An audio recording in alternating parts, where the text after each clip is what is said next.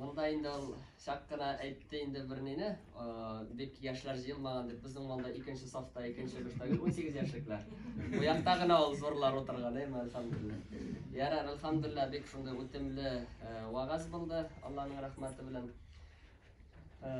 o'timli chiqish bo'ldi. Alloh taolo qabul qilsin. Ham shunda tilangan tilaklar bitimizda turmushga oshsin degan tilaklarda qolamiz. Amin deb aytib qo'yasi qola inshaalloh. Bunda endi shul xatli ko'p yaxshi etib suylanildi. Bunda endi bir-birda ustab da bo'lmay, albatta.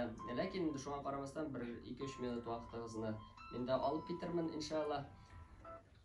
Payg'ambar sallallohu alayhi vasallam biz endi uni o'rnak, misol etib qabul etamiz. Alhamdulillah, u bizga butun turmushni uyratib qoldirdi. Necha gitib g'adigina madrasaga yurdan olib, necha gitib davlat bilan idora etarga ekanligini ko'rsatib, uyratib qoldirdi. Butun usun jintiklar. Ham biz buni tanıyız alhamdulillah.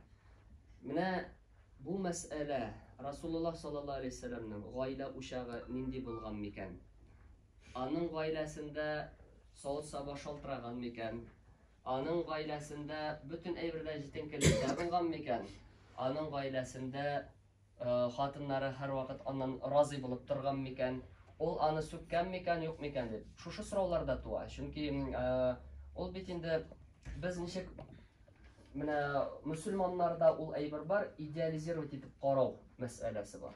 Butun mana musulmon ul mana unday gina bo'lirga tegish. Aning shak вправо, shak влево olay bo'la olmaydi deb aytadilar. Ham bigrakda mana bu ayrilish turida da aytilib ketdi, lekin bigrakda zo'r protsent statistika bo'yicha qaraganda ul musulmon oilalari orasida butun ustida o'zini anda G'ayshani, Fatimani izli, Hadishani izli, lekin o'zi G'olida tugul, Umarda tugul, Abu Bakrda tugul, shulay bit. Ya nishik mana fikr. Ol ideal bo'lga tegish, sen o'zini qaramaysan. Har bir aybir parla bo'la, parla etib yaratgan, yaxshiga yaxshi bo'lgan degan Alloh taolo. Qur'onda ayta, nasharlarga, yaxshilarga par etib yaratilgan deydi. Sen o'zingga yaxshini izlaysan ekan, tegi yaxshiga sen o'zing yaxshi bo'lib turasың mekan, yo'q mekan? Shunday so'rovni bizda ul aybirni izlov yo'q. Har bir kishi natiga Reis Hazrat aytgancha, ularning oilasida butunisida g'ayibli deya. Biznikida butunisida haqli deya, shunga ko'ra talashib turamiz deya. Shunlabda mana bu masala. Demak, mana bu boya ko'targan so'rovlarga Rasululloh sallallohu alayhi vasallamning oilasida agarda butun aybir shumog'ina bo'lgan desak, biz xatolanamiz. Shunaqda xatolanamiz. Chunki Payg'ambar sallallohu alayhi vasallamning xotinlari bunda, uning birsining mana yoshlarida bo'ldi, ulug' yoshdagilarida bo'ldi. Allah elchisi sallallohu alayhi vasallam nikohlab oldi, Hadisha onamiz vafot bo'lgandan so'ng. Yoshlari G'aysha ham Hafsa. Hafsa Umarning qizi. Umar radhiyallohu anhu ul shunday qiris kishi, aning bilan bir yo'ldan hatto shaytonda yurmagan. Olma og'ashidan yiroq tushmay, Hafsa da shunday qizuv qonli bo'lar. Ham bir vaqt Payg'ambar sallallohu alayhi vasallam endi bir vaqt shulay ishlaylar bular. G'aysha bilan Hafsa ikkisi birlashalarda deb aytdik, endi ikki kundosh deb qarasak bular endi mu'minlarning onalari alhamdulillah. Payg'ambar sallallohu alayhi vasallam Zaynab radhiyallohu anhada ko'proq vaqtin ola deb o'ylay boshlaylar bular. Ham endi aytadi, senda menda shiqqashdi, aytamiz anga, o nindi sosiz kilasindan debdi.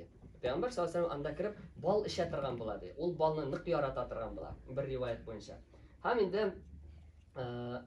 Payg'ambar sallallohu alayhi vasallam sosisni butunlay yaratmay turgan bo'ladi. Onun tanindən də xoş hissini keltirgan bo'ladi. Ul xoş hisslarni yaratatirgan bo'ladi. Ham endi Hafsaga kira, Hafsa aytdi, narsa deydi, sen shunda sosay bir oshadingmi deydi. G'ayshaga kira, G'aysha shulay deydi. Shundan Payg'ambar sallallohu alayhi vasallam o'zini bolni harom qila. Ham Alloh taolo ayta, ey payg'ambar deydi, sen alladhi xotinlaringga yararga tirishib Alloh taolo seni halal etgan aybirni harom qildingmi deydi. So'rov bera. Bular ikisi birlashib, mu'minlarning onalari, eng yaxshi xotinlar bular, bizning ummatning eng yaxshi xotinlari birlashib Payg'ambar sallallohu alayhi vasallamga qarshi makr qildilar. Alloh taolo makrni ochib berdi. Ham endi anda ayta, agarda sen ularni, agarda ul ularni, payg'ambar ularni ayirsa, taloq qilsa, Alloh taolo olishtiracak ularni. Yaxshiroqlar bilan, ular mu'minalar bo'lashaqlar deb, qonita deb, ular Alloh taolaga deb to'g'riliqli bo'lashaqlar. Eng yaxshi nilari bilan olishtirlar deb. Shundan so'ng bular tavba etdilar. Күрәбезме? Бөтенләй бер идеал булмаган. Пәйгамбәр саллаллаһу алейһи ва сәллям ничек итте? Ул үзенә харам кылды һәм Аллаһ Тәала аны Алла итмәде. Менә Аллаһ Тәала кушканча булсын. Хатының кушканча түгел ди. Аллаһ Тәала кушканча була һәм шулай дөрес тә шунда гына бәрәкәт ди. Телисең бар кануннар, Аллаһ Тәаланың кануннары. Телисеңме син, теләмисеңме, аны үзгәртеп булмый, беркемгә дә ярап булмый. Әгәр дә син Аллаһ ризалыгын алырга тырышасың икән, Аллаһ Тәала сине бөтен җирдән саклый. Әгәр дә кеше ризалыгын алырга тырышасың икән, аятлардан, хадислардан беленгәнчә Аллаһ Тәала кешене шушының хөкеменә калдырыр. Икенче вакыйга. Пәйгамбәрбез саллаллаһу алейһи ва сәлләмнең Гайшәдә була шираты, Гайшә янына керә. Бер хатыны ризык җибәрә. Таныш вакыйга шулай бит инде. Тегесе инде ризык тарелка белән булса кирәк, савыт белән дип әйтик инде. Без аны нинди икәнлеген белмәбез. Ризык кертәләр. Гайшә үртәлә, ачулана, көнләшә. Тарелканы ала да шәшелә бугында. Пәйгамбәр саллаллаһу алейһи ва сәлләмнең гаиләсендә атналар буе ризык ут кайнамаган, яндырылмаган була, булмау сәбәпле. Бу ризык бик дефицит була безнең бүгенге сүз белән әйткән. Пәйгамбәр саллаллаһу алейһи ва сәлләм тыныч кына иелә дә ризыкны җыеп ала, рәхмәт әйтергә куша, Гайшәнең өеннән савытны бирә дә чыгарып җибәрә. Ничек тәрбия ысулы. Шулай бит. Гайшә яшь була, күпкә яшь була ул. Пәйгамбәр саллаллаһу алейһи ва сәлләм ничек хикмәт белән. Булай итеп алмый бит тиз генә, әйме? Нишлисең син дип. Аллаһ Тәала шума гына булмый. Икенче мәсьәлә. Пәйгамбәр саллаллаһу алейһи ва сәлләмнең бер вакыт Гайшәгә әйтә. Эй Гайшә ди, син мин беләм ди, синең кашан миңа ачуың килгәнне ди. Кашан беләм син миннән риза булганны ди. Инде сорау, ничек инде пәйгамбәргә карата ачу туа аламыни? Галәмнәргә рәхмәт итеп җибәрелгән иң камил булган кешегә карата. Пәйгамбәр саллаллаһу алейһи ва сәлләм әйтә: "Мин беләм синең кашан миңа ачуың килгәнне, кашан миңа син миннән разый булганыңны" ди. Гайшә анабыз инде аптырап кала, пәйгамбәр саллаллаһу алейһи ва сәлләм күзәтүләреннән бит инде ул. Пәйгамбәр саллаллаһу алейһи ва сәлләм әйтә: "Син миннән разый булганда син әйтәсең: Мөхәммәднең Раббысы Аллаһ белән ант итәм дип әйтәсең" ди. Ачуың килгәндә Ибраһимнең Раббысы Аллаһ белән ант итәм дип әйтәсең ди. Әйе, эй Аллаһ илчесе саллаллаһу алейһи ва сәлләм, нәкъ шулай ди. Мин фақат исемеңне генә алыштырам ди. Димәк, күрергә, аңларга кирәк, бөтен әйбердә ул камил була алмый бу дөньяда. Диндә камил, бу камиллеккә ирешкәч, ул әкренләп нәкысланып бара бүгенге көндә. Безнең динне тоту рәвеше, безнең яшәү рәвеше дә ул Пәйгамбәр саллаллаһу алейһи ва сәлләм сахабалары яшәү рәвешеннән күпкә ерак. Шуның кебек гаилә тормышы да Пәйгамбәр саллаллаһу алейһи ва сәлләм күрсәтеп калдырган. Аны бит Аллаһ Тәала булай гына бирмәгән. Анда алар үткәннәр ифк вакыйгасында, анда Гайша анабызны зинада гаепләделәр һәм бернинди аят иңмәде. Пәйгамбәр саллаллаһу алейһи ва сәлләм ничек итеп аның белән мөгамәлә кылганында әйтте. Ул бит әйтә, ниләрен җыеп та фикерләшеп ала сахабаларын. Ике сахабаны җыя. Тегесе әйтә, берсе әйтә инде Гали булса кирәк инде, эй Аллаһ илчесе саллаллаһу алейһи ва сәлләм талак кылсаң да Аллаһ Тәала сиңа алыштыра, проблема юк ди. Ләкин ди син сора аның хезмәтчесеннән ди. Гайшәдә бармы андый менә зина кылырга итәрәк берәр сәбәбе бармы? Шундый берәр холкында берәр җитешсезлек бармы ди. Пәйгамбәр саллаллаһу алейһи ва сәлләм тыңлый шушыны һәм Гайшәнең хезмәтчесеннән сорый. Нәрсә ди? Юкмы андый мондый берәр подозрительный әйбер урысча әйткәндә, әйме? Шуры-муры, әйе. Тегесе әйтә, Гайшә ди, аның бер җитешсезлеге бар ди. Ул кай вакыт ди, нитә камыр баса да ди, аннан соң йоклап китә яшь булу сәбәпле ди. Һәм аның ди камыры кабара да кирип кәҗәләр ашыядың ди. Бер нинди не юк. Ул чиста була, әлхәмдүлилләh. Ләкин монда әле аят иңмәгән, бөтен кеше, хәтта мөселманнар да сөйли башлалар, Гайшә зина кылган ди. Монда бит ышанмас җиреңдә үзең ышанырга була, шулай бит инде. Пәйгамбәр саллаллаһу алейһи ва сәлләм гәрчә белсә дә, Аллаһ Тәала сынау бирә. Ничек итеп кайсы бер мөселманнар әйттеләр Гайшә зина кылган икән дип дәлилсез, һәм аларга камчы каралды. Абу Аюб әл-Ансариның хатыны кайтып сөйләгәч, Аюб нәрсә ди? Кара ди, Гайшә турында булай итеп сөйлиләр ди. Абу Аюб әл-Ансари Пәйгамбәр саллаллаһу алейһи ва сәлләмне иң беренче кабул иткән сахаба бит инде әйтә. Син ди үзең зина кылыр идеңме ди? Бәреп әйтә. Юк, син нәрсә ди? Ничек ди ирекле хатын кыз зина кылып йөри алсын ди. Гайшә синнән яхшырак ди. Гайшә синнән яхшырак күпкә ди. Ул тем более кылмый ди. Һәм Аллаһ Тәала аларны мактый, аятлар менә шулай дип җавап бирергә кирәк иде ди. Мөселманнарда ниндидер бер җитешсезлек булса, син аны акларга тырыш. Абу Аюб әл-Ансари мисалында. aqlarga tirishmaysan ekan, dashma. Ko'pga xayrliroq bo'lar. Mana shunday masalalar bu endi payg'ambar sollallohu alayhi vasallam turmushidan ko'ramiz. Dinda ul butun ustida qaralgan alhamdulillah. Bizning uchun endi ul shu hidoyat berilgan Alloh taolo bizga butun aybirni anglatib bergan. Mana bulay yashasangiz, bulay bo'lsa, bulay bo'lar.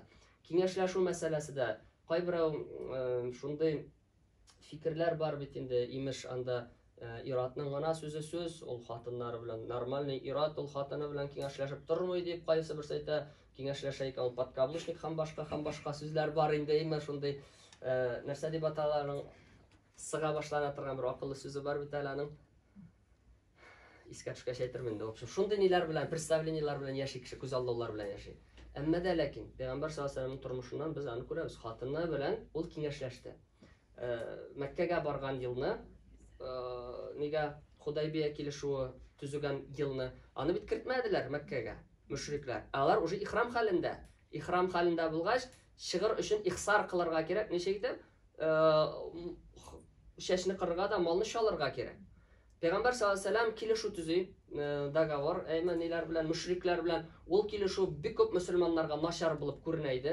Hudaybiya sulhini tuzi ham shunda payg'ambar sollallohu alayhi vasallam sahobalar qabul etdilar. Payg'ambar sollallohu alayhi vasallam aytdi: "Hozir endi shashlaringizni qirg'izda de, hozir endi mollaringizni shollig'izda, qurbonliklaringizni shashlaringizni qirg'izda ihrom holatidan chiqig'iz de." Bir kim silkinmay. Ular bitin faktiski payg'ambar sollallohu alayhi vasallam tinglamadilar ki bu kelib chiqib. Alloh elchisi sallallohu alayhi vasallam ani xotini ul safarda Salama radhiyallohu anha bilan bitindi.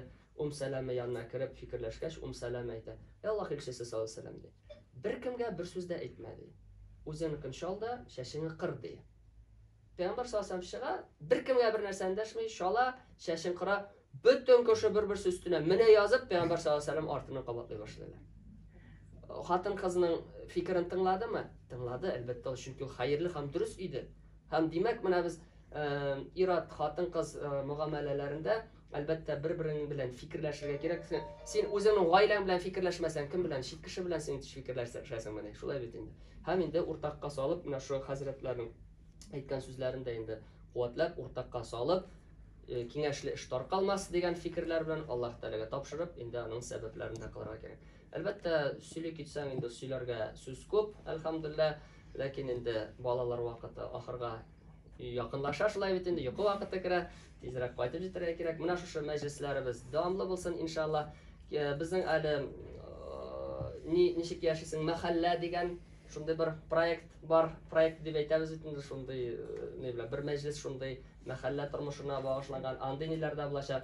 Bolalarga endi jeykini Alloh tilasa eson bo'lsak, borda yaxshi bo'lsa, inshaalloh bolalarga shu bir otnalik lager tugul endi shunday masjid oldi kurslari o'tkazib olamiz. Nelarni xabarlarni kuzatib boramiz inshaalloh.